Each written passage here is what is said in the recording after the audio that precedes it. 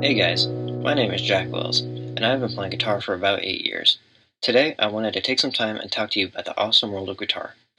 Guitars originated in Spain during the 16th century, and over the past 70 years, guitars have skyrocketed in popularity.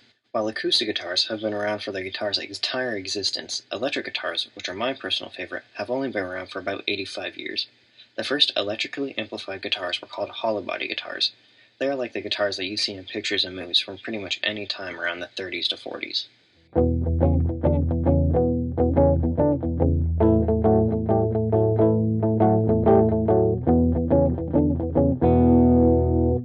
It was not until 1941 that inventor Les Paul made the first solid body guitar, which he named the Les Paul.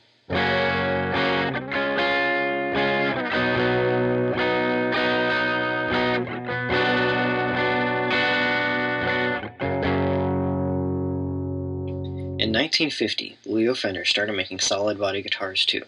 His guitars were a different shape than Les Paul's and usually went under the name Stratocaster or Telecaster.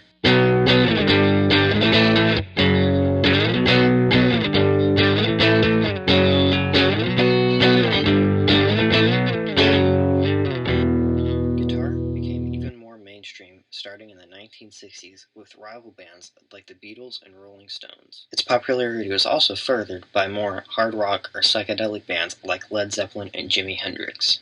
My two personal favorite bands are Guns N' Roses and My Chemical Romance. Both of these bands have two of my favorite guitarists. Their names are Slash, who is the guitarist of Guns N' Roses, and Ray Toro, who is the guitarist of My Chemical Romance. These are two guitarists who influenced my music the most. There have been so many guitarists who have either invented or perfected different styles or techniques of playing guitar. For example, Eddie Van Halen did not invent the guitar tapping technique, but he perfected it, and it made him famous and a revolutionary guitar player. Like I said earlier, there have been several incarnations of guitars over the guitar's long existence.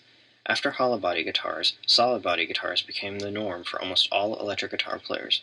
Both guitars offer different sounds due to their construction.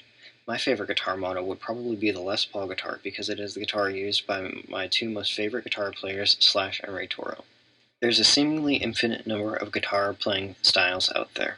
The most prominent style or genre of guitar playing would most likely be the rock or metal genres, since this guitar relies heavily on the instrument. The style that I play most would probably be defined as rock or alternative rock. Now I want to teach you some basic guitar chords and techniques so that you have an idea of what me and millions of other guitar players do for hours on end. If you ask any guitar player what the most important chords are, these three will likely be what they say: G, C, and D. These chords are building blocks to learning guitar since they are the chords that sound best together and they can fit any song. To make this more interesting, I will be playing a song that I wrote that uses all of the chords I have just showed you, plus some others that I will teach you in a second.